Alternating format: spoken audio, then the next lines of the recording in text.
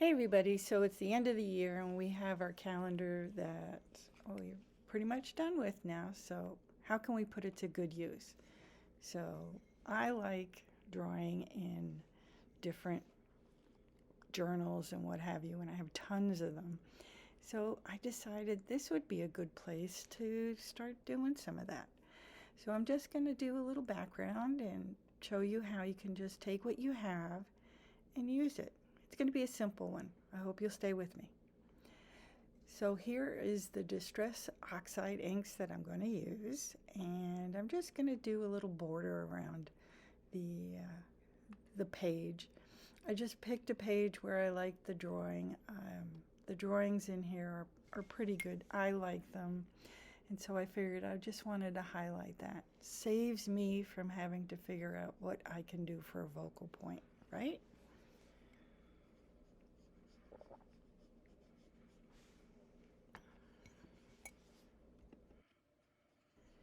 You could doodle in here. You could add pages and pictures and make it a junk journal. You can glue pages together. I might do that later on is glue some pages together so that I have some bases. Now, I'm not going to put a lot on this page because it's not as thin as some paper, like a composition book paper. So it could stand up to some media. So just getting that border around it just to define it for myself. You know, you do you, of course. And now I want to, I think I want to add some color in the center. And I'm going to try using this oxide by adding some water to it and putting it on and seeing what happens.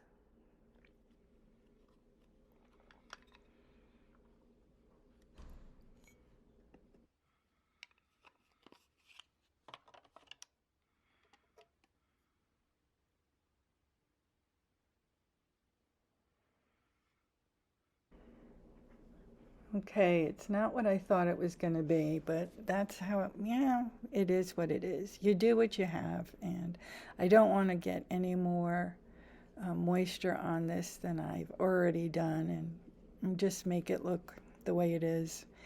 This is how you figure out what you can do. So I'm going to dry this really quickly, and then we're going to go on to the next bit.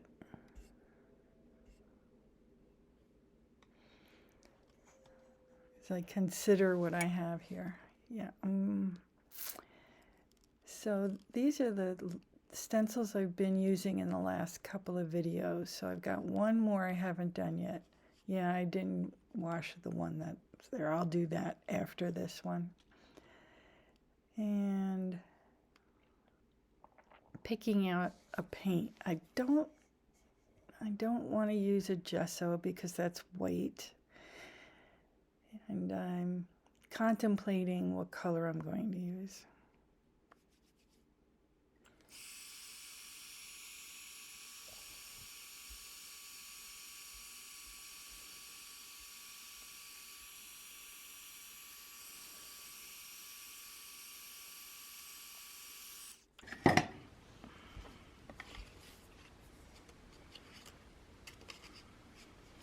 So I don't want to do it over the picture. I do want to do some around the border, but not, not fill it entirely. You'll see what I'm talking about.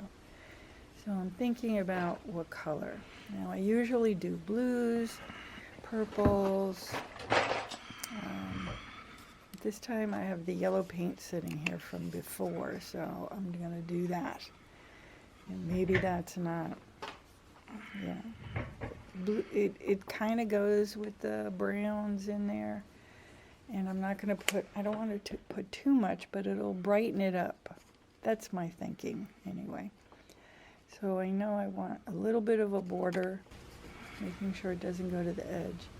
Now I don't usually do this, but I'm going to try it. So the worst thing that can happen is you're going to end up having yellow paint seeping through the stencil. Most of the time you're supposed to dab it, and I'll show you that later on. But it's not too bad. It came out okay.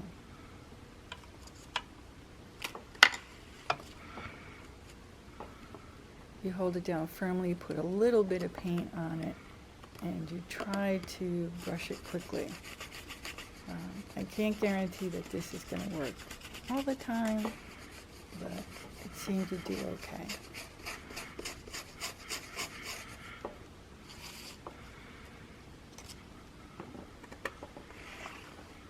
Now I'm going to show you how you really should do it. You take a little paint and you dab it. You pounce it in. There are, see, it's similar, I think.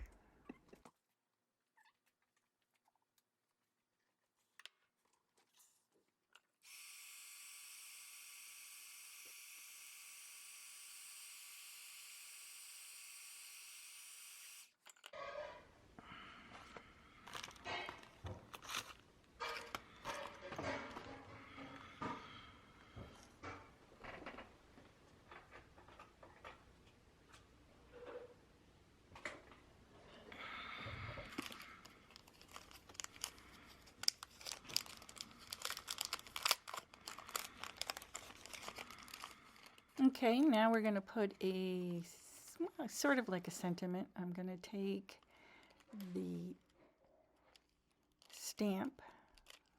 I don't know if I've used this one yet. I may have used the doll, but I don't think I used the sentiment. So this one's a really nice one. And then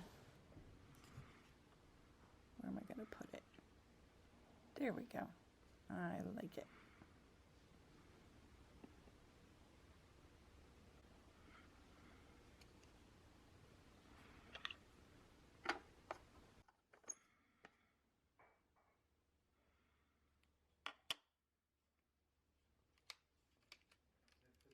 Your last two pictures in that cellophane wrappers. Oh, thank you. And I'm just going to add some text into the background. Yes, I know that has to get cleaned up too. And we're not going to put it on a acrylic block. I'm just going to use whatever comes out, just to give it a little.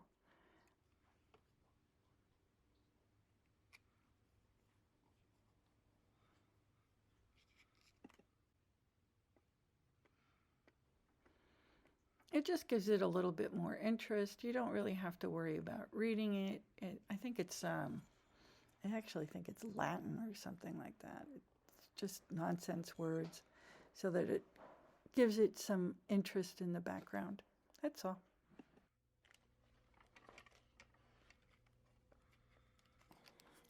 So now I'm just going to add some highlight. I'm using metallic paint pens, my gel pens, and some highlighters. And we're doing the outside of the focal point. And see how easy it is? I'm just using the artwork that was in the book that I liked. And I'm not going to color in the whole thing. I'm just going to do the coffee mug. Using the highlighter to do the mug itself, and then the gel pens for the flower.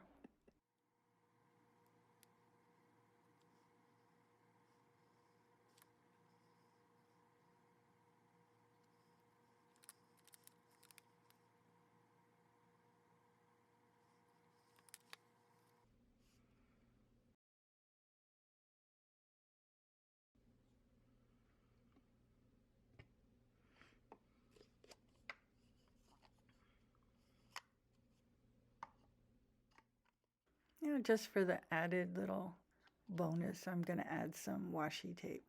Sometimes the washi tape kind of, and the ends, they kind of dry up and they flip up. So sometimes you have to use some glue to keep that down. So just a couple of pieces just to highlight the focal point. At least that's what I figure in my head. I hope you enjoyed this, and if you like following along, I'd appreciate a subscribe, comment below what you think. And is it a good use of an old calendar? And give me a like or a dislike. I don't know that they do that anymore, do they? What would you use your calendar for? Would you be painting in it, putting scrapbook stuff in it? What would you do? I have one that has a lot of pictures that I print out.